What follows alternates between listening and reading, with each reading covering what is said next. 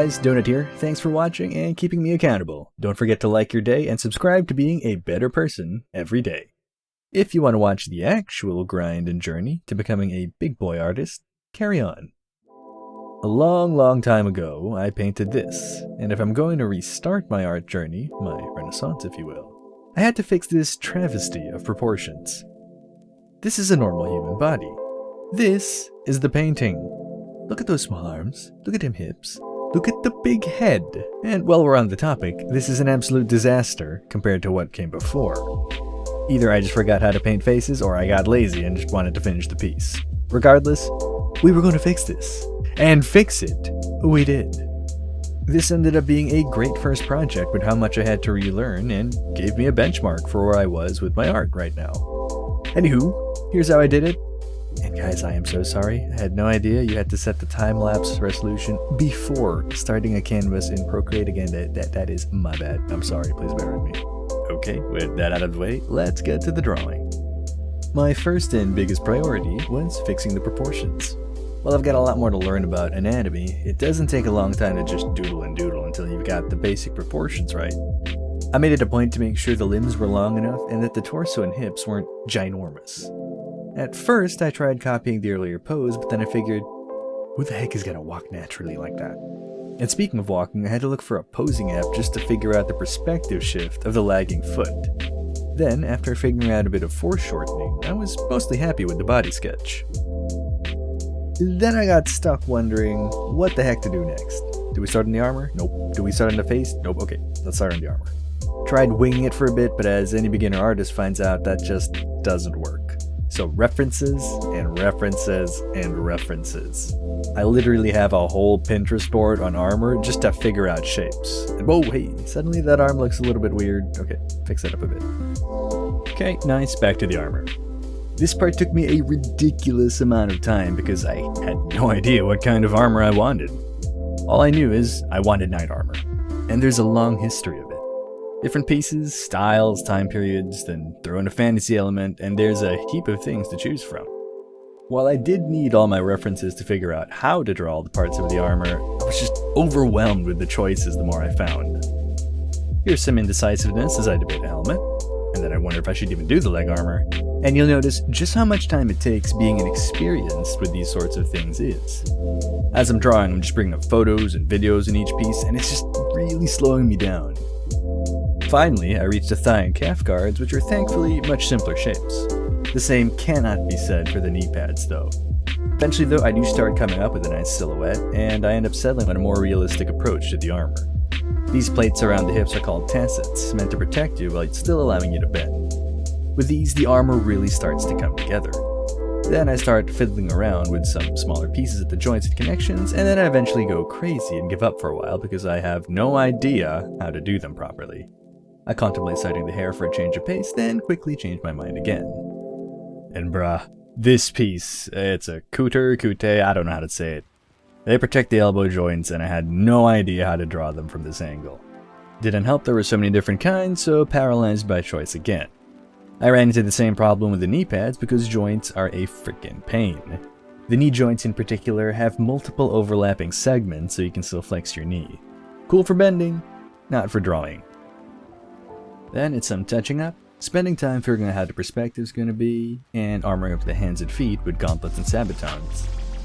Then you quickly realize that the way the leg is bent just looks way too boring. We really want to sell the look of walking, so here we go, redoing the anatomy for a bit. Always, I finalize the body before working on the details. Now, back to the armor. So now that we've got a fairly good idea on the armor, I can make good on mapping out the head. After last painting's travesty, I wanted to do the hair justice, so I added a lot more detail than before. Found a bunch of references, and one had a particularly good way of rendering the bun. Now, some more cleanup.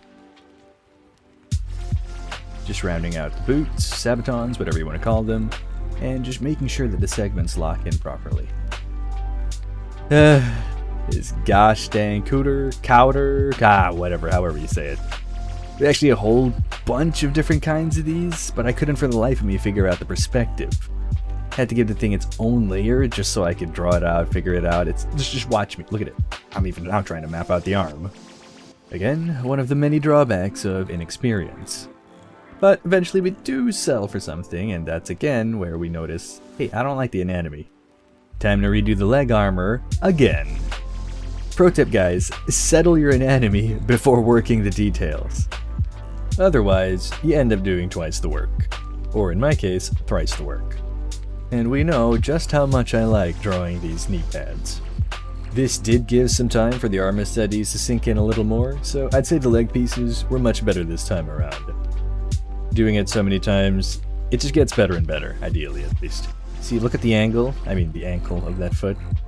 Way better than last time. Look at the joints, the plates. Detailing a whole lot better, and yep, let's do that damn cooter again, eh? Or do we call it a couter? Coute? Yeah, I don't know. It's looking a lot better than when we started, so now it's time for the path of pain. Hands. While they weren't going to be a focal point of the piece, drawing great hands is, I'd say, one of the biggest darn flexes you can do as an artist. After staring at my hands for way too long, decided to plow through some references until I got a silhouette I liked. From there, it's just figuring out how to draw said references, and you'll see me just going on and on and on. And sometimes you figure out that, yeah, this one ain't working out too much. At one point, one of my favorite things is I actually draw it upside down, and then I flip it over. Because sometimes you find a good reference, and it's just flipped, man. Yep, there it is. I didn't even end up using it. Note to self, I should probably keep those poles I drew just to help me figure out the fingers, because, I mean, they're supposed to hold something, but I don't even draw them yet.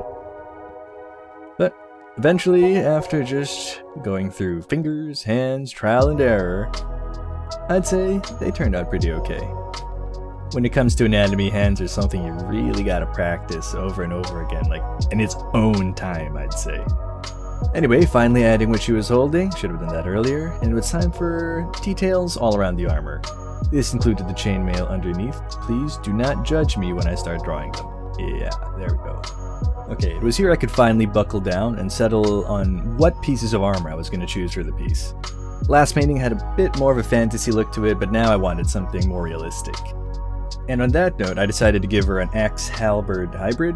I'll try saying that fast. Instead of a sword, because most swords actually suck in a real armored fight. And there we go. Initial design set. Now to do some sick-ass line art. An outline here, some shadows there, and yeah, I had no idea what was going on. I mean, when people do line art, what do? I'm just darkening the lines here. There was a magic to pencil sketching that I had no idea how to replicate, so I decided to just lock in the actual design and outline everything I was going to keep. This part was easy schmeezy, pretty much just tracing over what I already drew. So, now having no idea how to actually line art, it was time for, you guessed it, references. A whole bunch of different references, but mainly Mark Brunet's drawings really helped me out here, and I came up with a simple set of rules for the lines. I'd thicken lines to outline important shapes and imply shading. You can see that there in the tacits, and I'd use thin detailed lines inside those main shapes to imply highlight and form. Metal is in fact shiny, so a few dashed lines suggest that. Then I looked at my chainmail and nearly puked. Knowing just how horrible it would be to draw every link, I actually searched up how to make a brush just for chainmail. Make brushes, guys, you will save time and sanity. Now it was back to adding line art, consulting my big board of armor to find form and imply metal sheen. Took the time to add in some tiny details like bolts and finally started shading out the hair. And by shading I mean, just lines. It was here I was actually starting to feel really proud of the piece. Up until this point, I had never put this much effort into line art, but with a lot of time, patience, and references, I can say that, yeah, we've actually learned something here. And this is the first time I'm drawing fire, and you can bet your ass that I was there on Google Images googling fire drawing. This part's also hella fun. You're like adding all these little details, really selling the fact that this is a piece of armor and all these pieces connect to each other. Look at those bolts over there and those belts, and yep, there we go. These aren't just pieces that just float and hang in the air. But with these final finishing touches, those belts, those bolts, those buckles, we have our finished line art.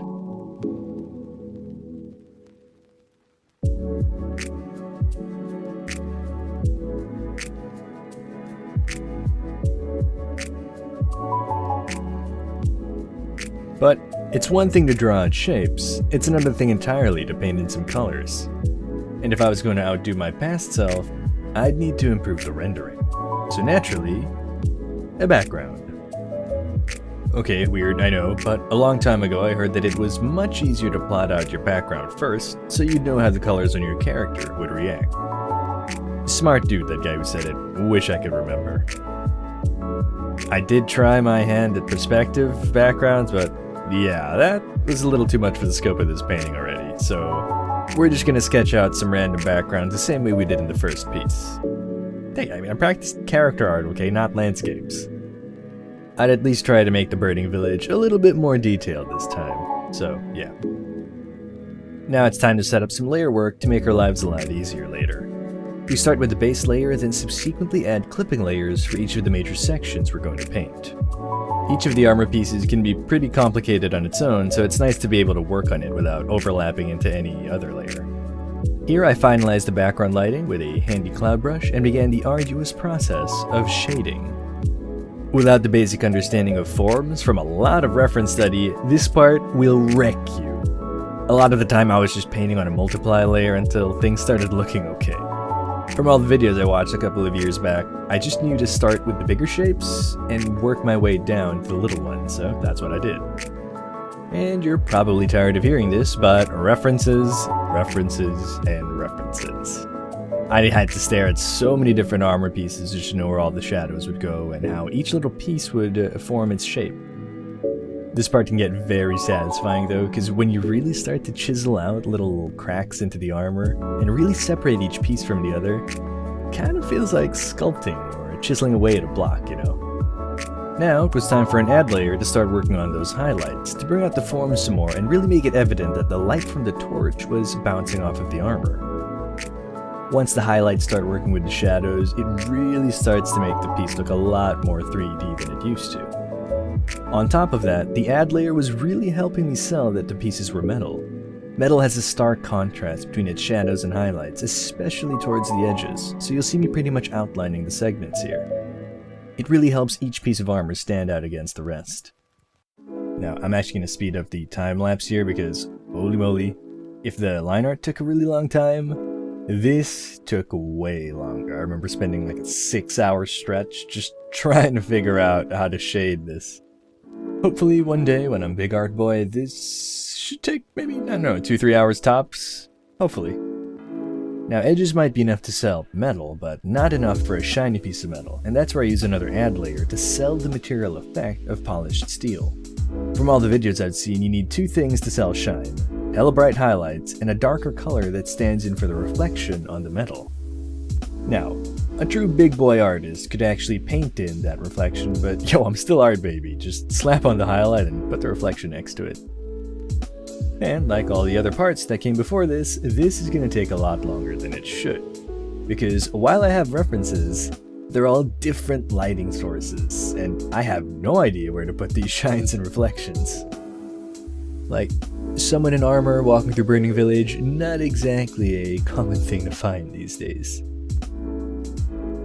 Okay, now that we've got some reflections in there, we're going to start working on the ambient occlusion, which is the fancy way of saying, this place has no light hitting it.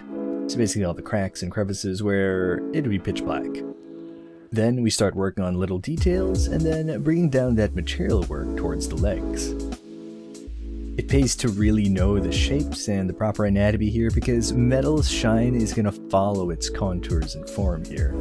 So again, here I am, just guessing, oh that looks okay, oh that shine looks fine, and basically just trial and erroring my way through until it looks great. Had I actually known anything, I would have finished this piece on time. Remember that chainmail brush I made earlier? This is where it really shines, pun not intended. Now let's see how everything looks in actual steel, play around with the lighting a bit, and whoa, I can make it shinier? Don't restart the metal work, don't restart the... So we restarted the material work because, lo and behold, I discovered the magic of overlay layers. I could combine the shine and the reflection on a single layer. So, off I went again, working on each piece. Did I say again? Because yeah, I did it again. Like before, I wasn't entirely sure how each reflection or shine should have looked, but just brute forcing my way through until something looked good. Sure, I had a boatload of references, but it's hard finding exact references for lighting and reflection.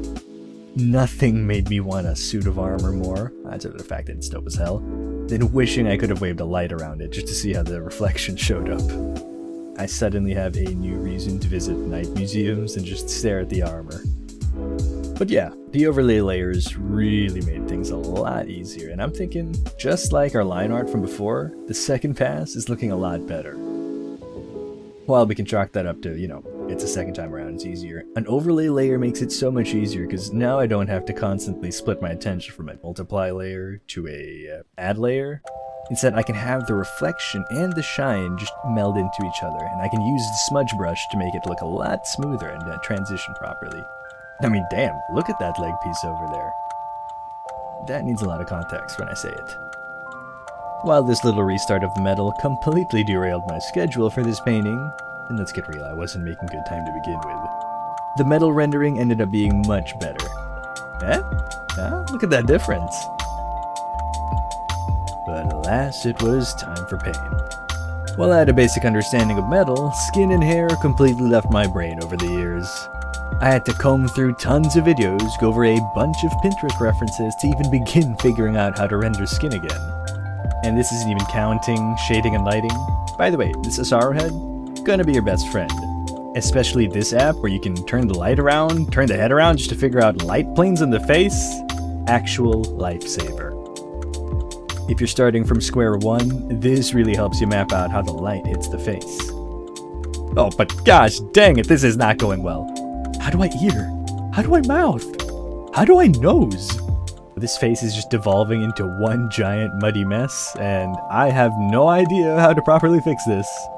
It hit a point though I was getting disgusted with the lack of hair detail, so I blocked out some shadows to find the shapes.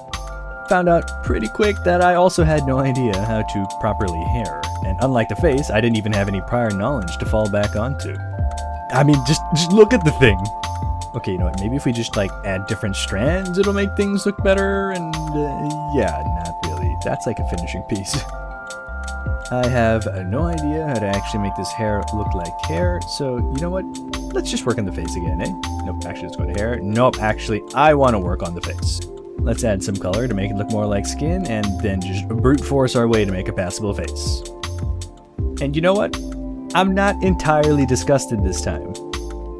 Eventually, if you just stare at enough references and see how skin looks like, you eventually pick it up. Eventually. This time-lapse completely skips over the hours and days it took in between these strokes. But yes, we sort of had a face, so it was now time to actually render the hair. Okay, let's slap some highlights, find the form, get all the curls and stuff, and you know what? Scratch that. Restart. Let's find some actual references and realize that, wait a minute, hair droops down. And there we go, much better. You can see on the right side where the hair actually droops down. With a tied hairstyle, the hair bunches into these big strands that streak towards the back, and bigger strands just, droop. From here, it was just looking at a bunch of different artists painting hair, and I did my best to make it look as natural as I possibly could. And again with the shading, start with the bigger shapes, then you can start working your way down into the littler shapes. I did not just say littler. With this, I'm using a multiply layer and progressively different values of grayscale, so I don't have to worry about color. And you can see that once I start figuring out how hair actually looks like, it starts to come alive. You can start to see the streaks develop in the hair strands. Having a smudge brush to kind of streak in and out, trying to make the strands look very apparent, really helps with this. These highlights really start to sell the look, and I just had to figure out how to position them, how to make them look decent in the hair. I realized quickly that I had to start with a bit of a lighter shade and progressively work my way up to the actual shiny strands, because only a few strands were going to reflect that much light. But oh boy, once I figured out how to actually use those shinier strands, the hair started to look like hair. There we go, look at that actual shine. Ooh, and this is another favorite moment of mine. Adding stray strands. Up until this point, it just looks like a hat you plop on the head, but once you start to put strands that streak out, it really makes the hair pop and look like an actual part of the head. and also helps to sell the look that there's wind in the scene. And from here, it was looking really apparent that our hair was much better than the face. Face was way too doll-like, so it was time to work on detailing the skin. Adding that red glow to the ear. If I'm recalling correctly, it's something diffusion, but yeah, it's when the light enters the skin and kind of glows outwards. On top of that, we made the skin shiny because turns out there is shine in skin. And after staring at the references, I finally realized that. Afterwards, I started being more deliberate with the shading and the shapes of the face to really sell that look. And there, you see that one? That little shade there in the nose bridge in between the eyes. Up until this point, I had no idea why my nose was looking so flat, but just add a little color there and, well, hey, it's starting to look normal. And presto changeo, we got a face. At this point, I was way behind schedule and just wanted to wrap things up, so I rushed out painting her axe and torch using what I learned from the armor. Axe was no biggie, pretty much just followed the same principles as painting the armor. The torch, on the other hand, was a bit of an issue because I had never painted cloth until now, pretty much. Just tried to streak in some lines to make it look like the thread was there, and for the handle, just, wood cracks here and there, different values of brown. And, yep, it's that nose. I'm still not happy with it. I need to make it darker, make it more apparent that there's a bump there, and yep, you got it, don't it? Alright, with that, it's finally time to integrate her into the scene, and I love this part. Basically, we just use a hard light layer and just pass over parts where the light from the flames hit. My favorite part of this is where it hits the hair there. It really makes the hair stand out. Look at that. Then we start pretty much tracing out all the armor pieces. Wherever there'd be a reflection, you'd sort of see that orange light. Just a faint orange in them since I'm still an art baby, and being an art baby is going to be very evident right now because I had no idea how to render fire. I basically just got the Procreate flame brush and did what I could. Now there's some background painting, but I'm just gonna fast forward that because I was way behind. Though admittedly, I still took way too much time here. But there we have it. The Lady Knight, revamped, repainted, and no longer small-armed. It only took me... Yeah, we'll work on that.